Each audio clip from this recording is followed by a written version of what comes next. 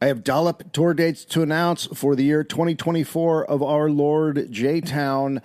We have our 10th anniversary show coming up in Los Angeles on April 27th. Guests are Karen Kilgariff and James Adomian.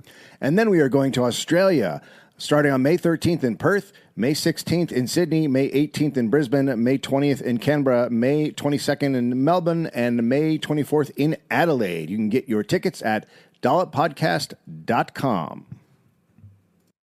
I am so excited to have Paramount Siding and Windows working on my home. Here are just a couple of reasons why I love them. First, they're family owned and operated, and they specialize in replacement siding and energy efficient windows. Get 24 months no interest and no payment financing or a 15% cash discount. That's amazing. Call 303-482-5656. That's 303-482-5656 or visit ParamountSidingAndWindows.com. Paramount Siding and Windows, quality in everything they do.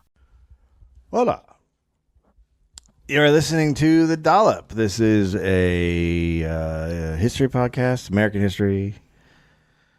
My name's Dave Anthony. Each week I read a story to my friend Gareth Reynolds, who has no idea what the topic is about. Did I shame you into no energy? Is that what happened? I don't know what's going on anymore. What is happening? We just did. You would find 5 minutes ago. Did you just do heroin? God, you want to hit a dude? I'll do one bottle. People say this is funny. Not Gary Gareth. Dave, okay. Someone or something is tickling people. Is it for fun? And this is not going to become the tickling podcast. Okay. You are Queen Fakey of Made Up Town. All hail Queen Shit of Liesville. A bunch of religious virgins go to mingle And do what? pray. Hi, Gary. No. Nicely done, my friend.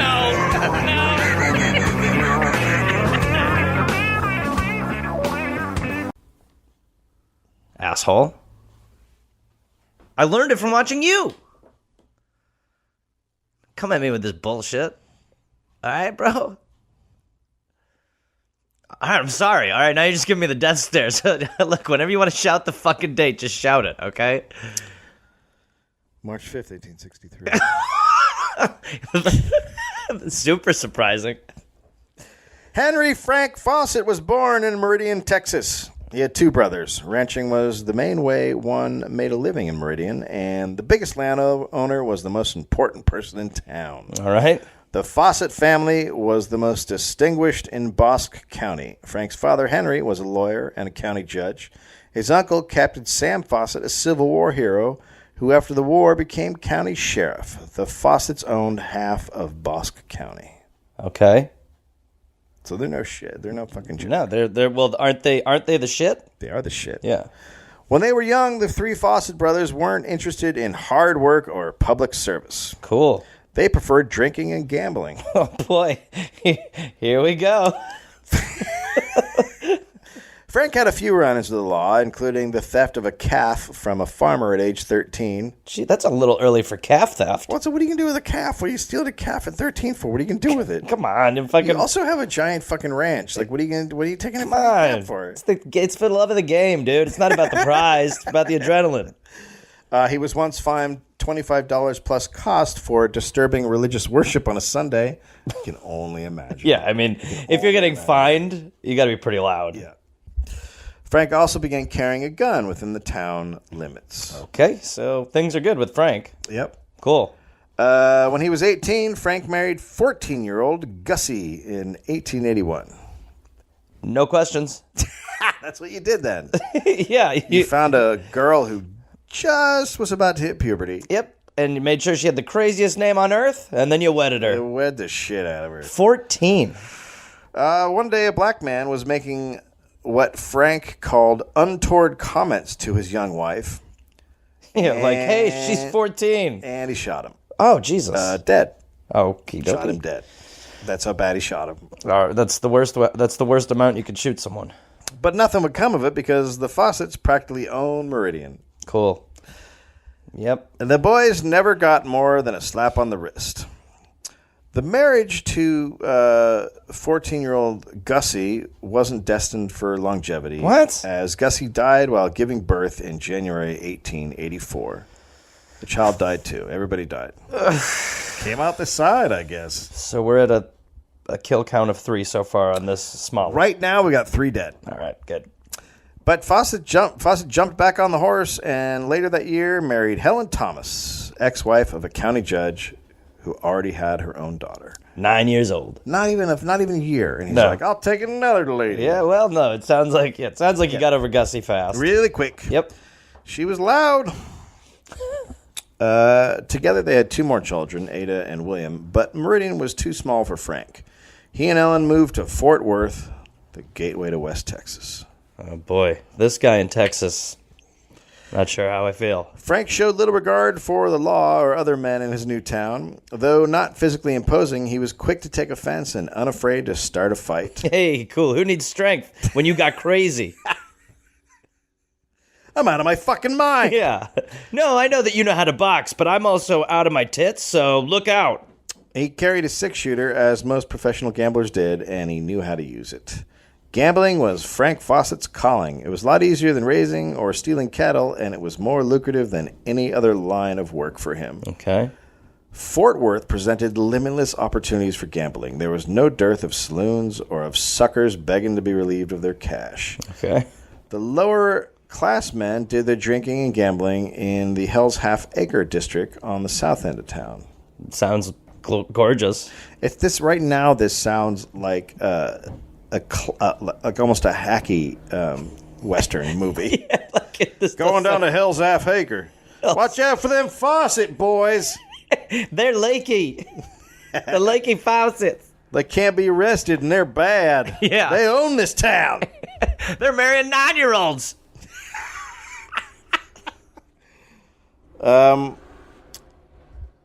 The fancy saloons line Main Street on the north end of town, including the Board of Trade, the Cabinet Saloon, the Palais Royal, and the White Elephant. Each placed a screen just inside the Batwing doors to block the view from more genteel passerbys. So they put up So they put up a screens so little that people screen. couldn't see how fucking insane They things never were. put that in movies, so No. yeah, so they wouldn't. People It's bad couldn't for see- shooting. Yeah, right. Yeah, they're like, No, we can't have that. No, we'll make swinging doors. These sort of doors that open up. And then there's a big black thing behind it. Yes, exactly. Yeah. The real action took place upstairs, where the second-story gambling rooms catered to highbrow clientele. The Palais Royal and White Elephant competed for the title of Fort Worth's premier saloon. The Royal had been in business since 1888. It had a carved antique oak bar with a marble base, a tiled floor, and wine rooms in the back for ladies. Lovely. The owner of the gambling room at the Royal died in 1893, which led to Fossett overseeing the nightly Keno, Faro, and poker games. Okay, so I'm going to guess that now that he's in charge, everything gets better, and this is going to be over soon. Yeah, it's the story of a man who made good. Yeah. A guy who had control Yeah.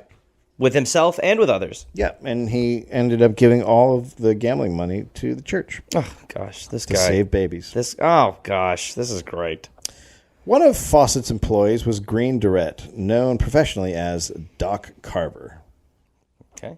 Completely different name. Yeah, yeah, I don't know. That's not much. One name has nothing to do with the other. Nope, it's not a nickname. It's a new name. It's a completely different name. Yes. Doc back then did not mean someone who was a doctor. It meant he was good at gambling. Interesting. Must be, I mean, in times Get of the doctor! All right, here we Here's go. the doc. No, the doctor! Oh, sweet God. She's What's wrong with her? Here's an 8 of spades. here, and this is some throwing dice. She has a fever. Look, you called for me. I don't know what to tell you. Does she want to play gin rummy? Okay, so threes are wild. Okay, threes are wild, and she's bleeding a lot. Threes are wild. She's bleeding a lot. Yeah. All right, let's do just a straight 5-card stud. Okay, are you sure this is? I think so. Okay, cool. I'm sorry, just looking now, but while you're dealing, she's dead. Yeah, this is. Oh, 2 of a kind. Oh, damn it! She would have won. Yeah, that's a shame. God bless her. So Doc came from Georgia. Carver had the usual pasty complexion of a man who spent his nights gambling and his days sleeping. Cool. Vampire skin. Yep. Doc also had logged a string of convictions across Texas for disturbing the peace at gaming houses. He had lost the middle finger on his right hand during one fight. Well, I mean, the possibilities of how the swear finger got taken away is great. How do you? He must have had a ring on, or Yeah. Well, when did you lose a finger? I've often wondered this. Finger. I've often wondered this. When did the middle finger become a thing? Like how? Like when did gesturing with your middle finger? Yeah, where did flipping off become a thing that people are like, whoa? I don't know. Maybe the first few times, the inventor of the middle finger was probably like, people aren't understanding what I'm trying to say. This is a bad thing. Everyone keeps going, yeah, number 1, 2. No, not number 1. I'm saying fuck you. I'm saying this is my way of saying fuck you. This means fuck you. Number 1. No, fuck you. He must have gotten it shot off or something. Yeah, so he's giving someone. Middle finger If it's a threatening gesture at that time, and he had it up, someone could have just shot it off, cut it off, ripped it off, bit it off. Like many gamblers, Doc carried a hidden gun. Whenever the law started breathing down his neck, he would skip town, always landing in another town where the law was more tolerant of his bullshit. In his early 40s now, Carver was a bachelor who carried all he owned in a carpet bag. Cool. That's how Doc... attractive. It's a good sign. Yeah, he should be the next bachelor. When a dude rolls in with just a carpet bag, you're talking about a quality gentleman. My name's Doc Carver, and this is my life. So... There you go. No, I do not have a finger. No, I do not have a finger, and I do not have a ring on this finger either. Available. That's how Carver came to Fort Worth around 1895. Okay. He quickly found employment as a dealer at the Royale. Oh, boy.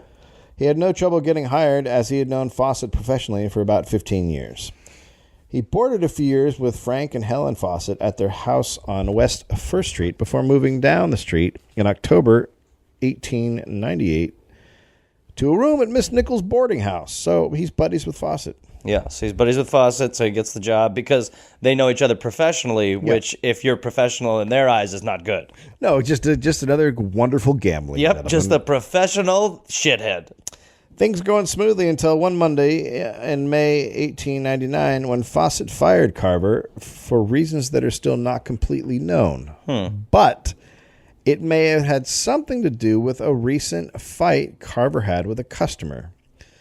The fight had left Carver with a permanently crippled wrist. It was described to be bent like a finger. Okay, let me just picture that. So Jesus, it's a wrist that's bent like... Oh my God! Like down and like. So he's got almost like a hook hand. He's got like J arm. Yeah, he's got J arm. As it's called in the medical. In the medically medical books. speaking, he suffered from J arm. Oh, J arm. So he's out. He's missing a finger and he has a fucked up wrist. You hope it's the same hand, though. I bet it's if you're him. If it's not, you're like, no. People are like, how'd you lose the finger? You're like, that's the good one. Ignore the J arm. Fuck you. Oh, God damn it. Here, look at this curve. Now, if you see closely, I'm holding up the fuck you finger. What is that, like an upside down seahorse? No. Fuck you. Is that an upside down seahorse? Fuck you. A crippled dealer back then was a pointless dealer. So I think we could, and I'm not even trying to be an asshole, we could say the same now. I mean, like, if someone's hand was like that in Vegas, you'd be like, well, look, I want the $5 blackjack table, but I'm not going to take an hour a hand over here. Yeah. Okay, cool. Look, I can hold the cards like this. Yeah, I'm actually looking to actively gamble. I can stick them in my claw. Oh, boy. There, look, I got all the cards in my claw. I was kind of looking over here like, why is no one at this table? And the one for you? No. You flipped it. You're not supposed to flip that card. Sorry. Jesus Christ. I am dealing with a claw. All right. You know what? I'm out. And one for you. No, you just gave me one. It's okay. Oh, God. And one for you. They don't go where I want them to go. Yeah, that's a problem for dealing. So this is why Fossett fired Carver. Okay, because there's not any workman's comp back then. And I'm sure you wouldn't get it for fighting with a customer anyway. So He's out of a job. Yeah. And he's out of a job, got J-arm, and is missing his middle finger. Workman's comp.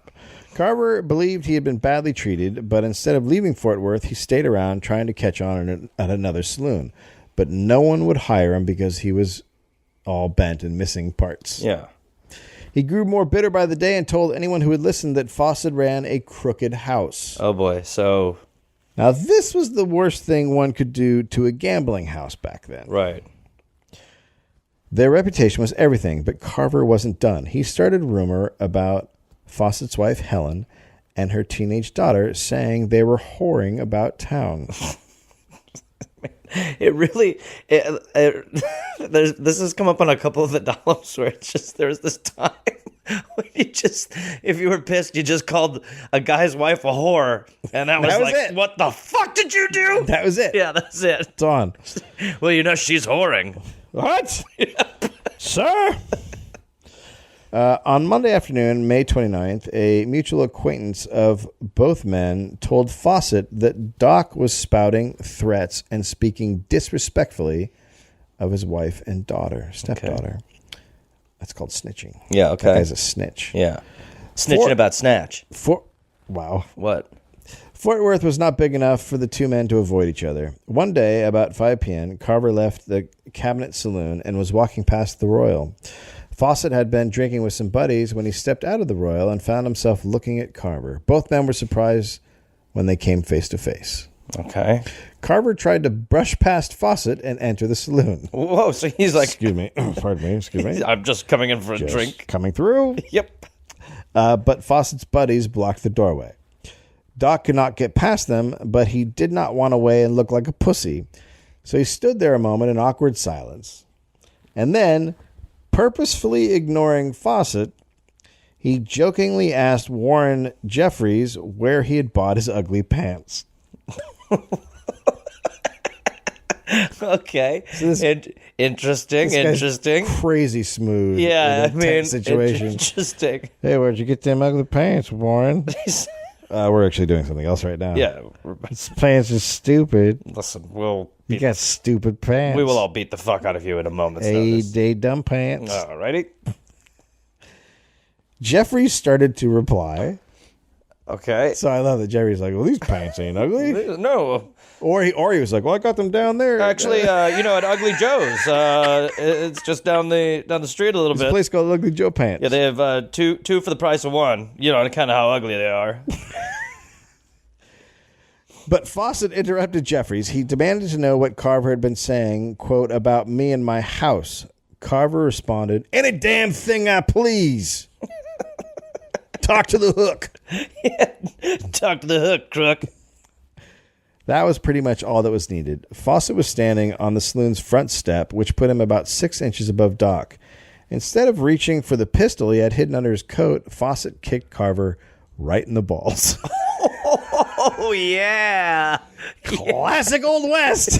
Wow. You don't see that enough in the Old West movies. Also, you do have an advantage being up 6 inches in a situation like that. That gives you an extra sort of like 6 inches of arc. Yeah, it's easy to kick a dude in the balls who's down the stairs.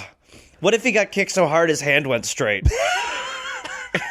Thank you. Holy shit, I'm growing a middle finger too. His middle finger's like, whoop. Oh my God, it's like Pinocchio's nose. Carver doubled over like a guy who had just been kicked in the balls. Yeah, with a high heel advantage. Carver then rose and charged forward and got a hand around Fossett's neck. I bet I know which hand. Fossett grabbed Carver, and they struggled for a moment before crashing through the swinging doors. Okay. There wasn't a lack of witnesses to the fight. Fossett's buddies, Bill Neighbors, and Warren Jeffries were standing beside him when the fight started, and expecting a gunfight to break out, they took off running. Cool dudes. Yeah, cool, great friends. Electrician Lee Stevens had the best view. He was putting up lights over the entrance at the time, giving him an elevated view. So it's like a fucking Western. This whole thing, like there's a guy just above putting up lights. There's a guy about to fall onto a chandelier and swing. Just because. Billy Morrison, owner of the restaurant across the street, was sitting at the front table by the window watching. And he did a spit take. And he looked back at his wife and went, "Martha, we're going to need some coffins." Once the fight moved inside the Royal, Dolphus Hill, the bartender, witnessed everything. Hill watched as the two crashed into the cigar stand just inside the doorway. Okay. It's everything that could be stereotypical about an old Western film. Welcome to Stereotypes. Want a whiskey? Y'all crashing a cigar stand, that'll be $8. The next thing you know, this spittoon's going to fall off the shelf onto this dainty lady. Then, holding on to each other, they stumbled around behind the partition screen. Like a hockey fight, each man was holding on with one hand and punching away with the other. But, I mean, I'm just picturing the claw, the J claw, like that must have been what he's holding on with.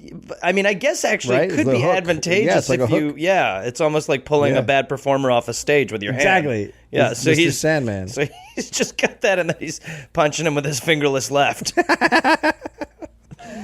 At around 180 pounds, Carver outweighed Fossett by at least 10 pounds. And at 6 feet, he was also taller. But Fossett was 8 years younger and described as a wiry, active man. Okie dokie. Although Carver's bent wrist put him at a disadvantage, he finally managed to get Fossett into a headlock and punched away. Okay. Fossett then twisted free, reached under his coat, and turned back around holding a .45. Oh, see. Carver grabbed the gun and pulled it down with one hand while continuing to punch away with the other. Wow. This guy would have been a great goon. Yeah. He'd been a great NHL player. Yeah, for sure. This dude brought a gun to a hook fight. They continued to wrestle over the position of the gun, but Fossett had two hands on it and Carver just one. A shot rang out. Carver stumbled backwards, bleeding, and fell to the floor. A bullet was in his lower right leg. He rolled to the right and tried to get up, but Fossett stepped closer and shot him again, this time through the left shoulder. But Doc was not done, so Fossett aimed dead center and put a third bullet into him. Now sprawled on the rubber mat in front of the bar, Carver fixed his gaze on Fossett and growled, "You damn cur, you knew I had no gun and you came to match a fight with me." He then looked over to the bartender and said, "Save me." Oh, jeez. Yeah, it's not good, right? No, that's not good. Two of Fossett's buddies had entered the saloon after the shooting stopped. And they heard him say, "You've been trying to match a fight with me for some time, and now you've gotten one." Okay. Yep. Good. So grammar was important. Yep. With 3 bullets still left in his gun, Fossett then backed out of the saloon, keeping his gun aimed at Carver as he moved. Doc was a bloody mess and slipping into a coma. Outside, Fossett lowered his gun and calmly sat down in a chair near the entrance. He handed the gun to a friend and just sat there waiting for the sheriff. He arrived within 5 minutes, took the murder weapon, and placed Fossett under arrest. He was taken straight to Justice of the Peace R.F. Millam in the courthouse 4 blocks away. A crowd had gathered in front of the saloon. A few of the men walked inside, where the scared bartender still stood behind the bar. I bet he was taking shots, right? If this is the movie I'm thinking of. Yeah, for sure. Yeah, yeah. And then the rookie walked in and puked. Calm down, Bobby. We're going to need to talk. Don't take too much of that. Carver lay on the ground, somehow still breathing. When they opened his shirt for a better look at the wounds, the damage done by the .45 became very apparent. One bullet had shattered his left shoulder, passed through both lungs, and exited the right side. I'm sorry. That's the so most this fucked is up the bullet. magic bullet. Was it a cartoon bullet? It's a pingity-ping. Was it an animated bullet? Yeah, it was a pingity-ping, and it screamed as it went. And when it went through one lung and it was exiting the body, it went and turned around and went through the other? Pretty much. Okay. The other bullet went into the lower abdomen. It had also passed clear through. Either of the wounds would have been fatal. They searched his clothes but found no weapon, which meant bad things for Fossett. Small towns expected swift trials and justice. Judge Milan convened an immediate coroner's inquest, ordered all available witnesses to attend, and took testimony. Fossett stayed in jail as bail was denied. The grand jury voted for an indictment for second-degree murder. The case was set for trial on June 12th before Judge William D. Harris of Texas's 17th Judicial District. The sheriff summoned some 200 men for a jury pool. Fossett was then granted bail by Judge Harris. He posted $6,000 and went home. Okay. Doc Carver was buried on May 31st. No one was able to reach his family in Georgia. His friends chipped in for the funeral. Conducting the graveside service was Reverend J.B. Buchanan, who didn't even know the deceased. Okay. So this guy... What can you say about Carver that hasn't been said already? He was not a doctor. He had a hook as a hand, and then he was missing a finger. And that's all I got. Anybody else got anything to say? Anyone else? He hated ugly pants. Over there, yes. He got arrested a lot. Oh, yeah, he got arrested a lot. Yep. Okay, so he had a J hand. Yep. He had a missing finger. Yep. Was not a doctor. Right. Hated ugly pants. Yep. And got arrested a lot. Okay, all right. Put him under. Get the dirt going. It up. Move the dirt. Frank Fossett's trial lasted 5 days. Gamblers, lawyers, and lawmen took the stand. Very few character witnesses testified for Carver. His character witness is somebody who's like a heightened sketch character, right? Yes. Okay, cool. One of those who did testify for Carver was his landlady. He always paid the rent on time. He was very nice. And missing that finger, I tell you what, that dude does. I cannot tell you the things. No further questions. Can do with that. With no further finger. questions. Okay, ma'am. No further questions. It's like no further questions, ma'am. A lot of witnesses testified on Fossett's behalf. Okay. They're showing up for the dude who killed the guy. Yeah, of course. Showing what the gambling world thought of dead guys versus alive guys, and also what it meant to come from a powerful family. Then Fossett himself took the stand. He didn't really help himself very much. Really? He said he had planned to kill Carver one way or another, which completely destroyed his self-defense plan. As his lawyer's head hit the table. Ah, fuck me, Frank. Jesus Christ, I didn't even think I had to tell you that. I said... Jesus, the guy was swinging at you and was trying to kill... Oh, right, That's what I meant. He matter-of-factly testified that if he had been carrying a shotgun at that moment, he would have killed Carver in front of the saloon. Oh, you're not helping! Why'd you hire me, buddy? Oh, boy. You really took that oath to heart, huh? Anyway, that's me testimony. All right. Oh, so I think that's good. Well, I'm good to go then, yeah? All right. Now, which way's the exit? I'm a little confused. I had a hammer. Does this lead to the street? Crashed his skull in with it. All right. And I will be leaving now. If I had an iron boot, I would have squished his brain into maize. Now, which way to the outside? Here I go. Just 18 days after the killing, the trial went to jury at 5 p.m. At noon the next day, the jury returned its verdict, finding Fossett guilty of murder in the second degree. He was sentenced to 25 years in the state pen. Fossett's lawyers filed a motion for a new trial and appeared directly to the Court of Criminal Appeals. In November, the appeals court reversed the verdict and ordered a retrial. Okay, why? I never could find a reason. Okay. I looked through everything. Just for shits and gigs? Yep. In May 1900, Fossett was back in a Fort Worth courtroom, this time before Judge Irby Dunklin. Oh, what a sweet name. Great. Oh, no, you got name. Judge Irby? Irby the love judge? Coincidentally, that very week, Judge Dunklin and Judge Harris had exchanged districts. Okay. Wait. Hey, you just want to randomly swap districts? Okay. Yeah, just... I don't have any questions. Yeah, there's nothing happening. Fuck it. Right now. There's no reason why I would do that. You know what I mean? It. It's like a wife swap. Yeah, let's just switch. But for districts. Let's just switch with this big trial coming up. Fuck it. Yeah, okay. The state was again seeking a conviction for second-degree murder. The defendant's attorneys asked for a change of venue, but were overruled. Before the court wrote the judgment in the docket, defense attorneys announced they had a demurrer. No, they had a demurderer. Demurderer.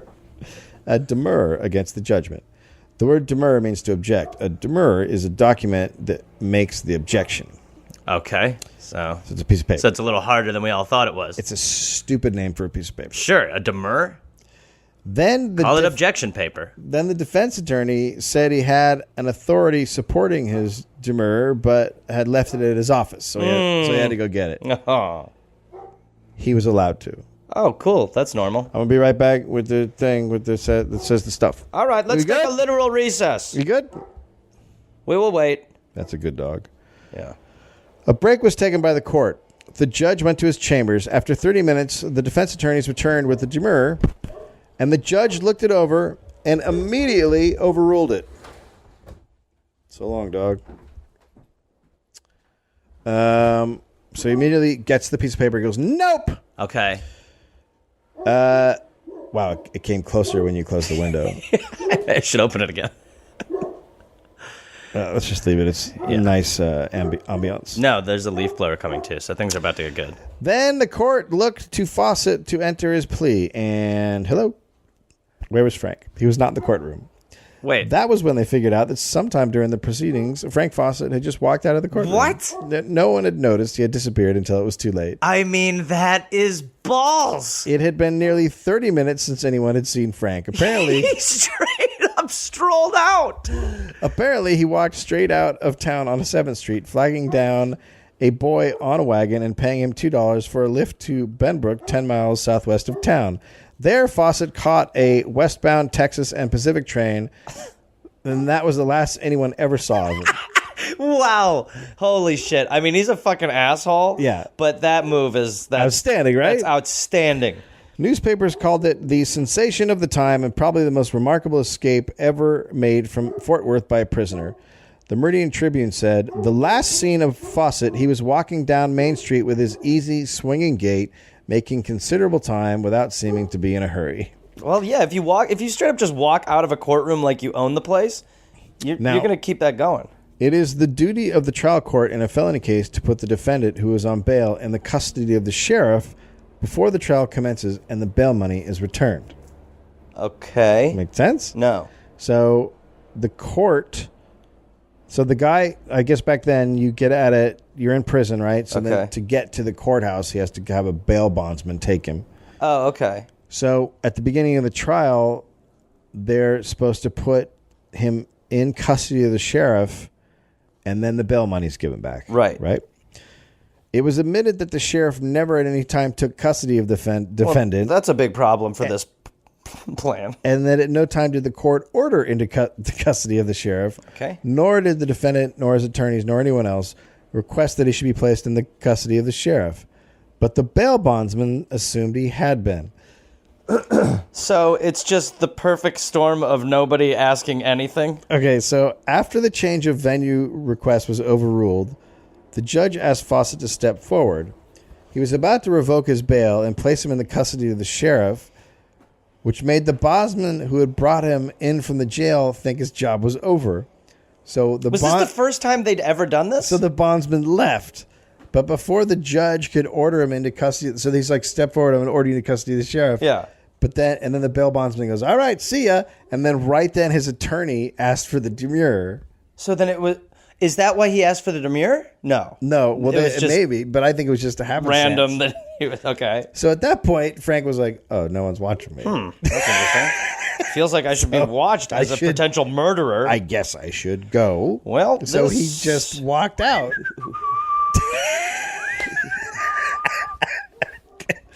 The court said it never intended for this sort of loophole. Oh, okay. As long as they didn't mean for it to happen. They searched for Fossett at his usual hangouts, but came up empty. Embarrassed, Sheriff Sterling P. Clark wired law enforcement agencies statewide to be on the lookout for Fossett, offering a reward for his capture. Some of the other agencies, there's another dog now. Some of the other agencies added to the fund. In coming months, witnesses placed Fossett in El Paso, New Orleans, Mexico, Cuba, and even South Africa. His family believes he went to Alaska and disappeared into the sea of miners in the Klondike gold fields. What would you do for a Klondike field? What would you do for a Klondike field?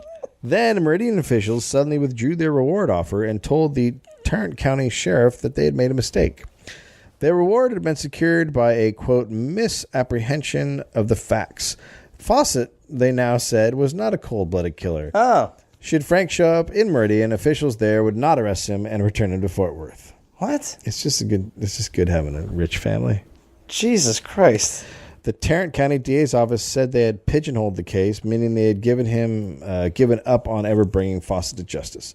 Cynics suggested the case died of neglect, as the victim had no moneyed friends to offer a fat reward or to foot the expense of sending officers across western states to chase him down. In the end, the Fossett Carver murder was about the Western gambling culture where honor took strange forms, and 6 guns were the court of highest appeal.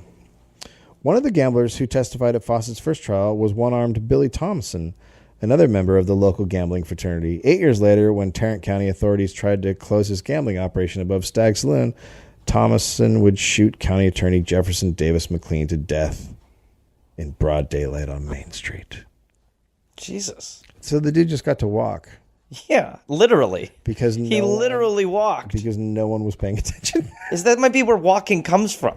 It's the greatest thing ever where they're like, all right, step forward. The sheriff's going to, what's that? Hey, we actually want to file this. Okay. Yeah. All right. So do you have it? No, I forgot it in my office. Okay. I'll go grab it. All right. So let's wrap this for 30. Okay, great. Cool. Put a pin in this. Be right back. Yep. All righty. Everybody stay where they are. All right.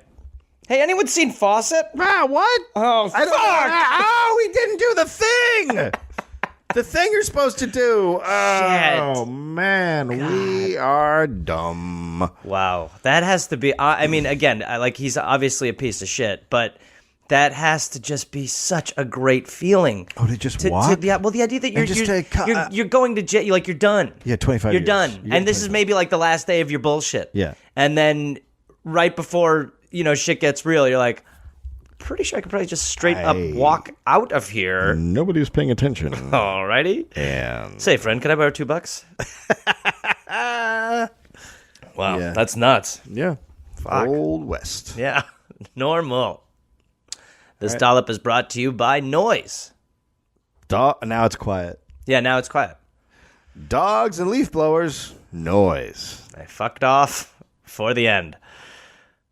Well, Oh, yes, it's Gareth. Not Gary, stop it. Gare Force. Listen, I've got a bunch of stand-up shows coming up, and I want to see you there.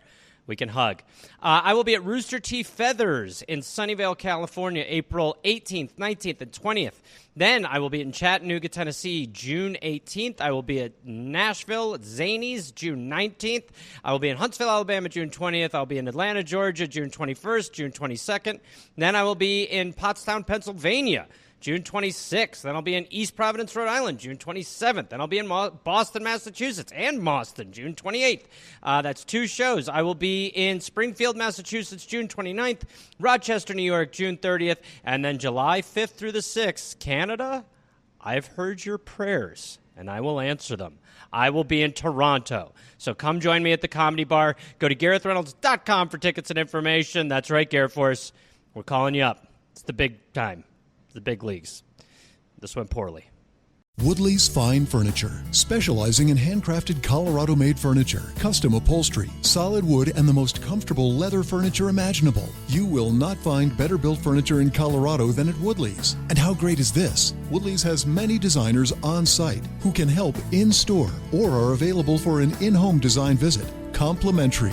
Woodley's design professionals are always eager to help with all your design needs. Visit woodleys.com and browse thousands of different furniture ideas.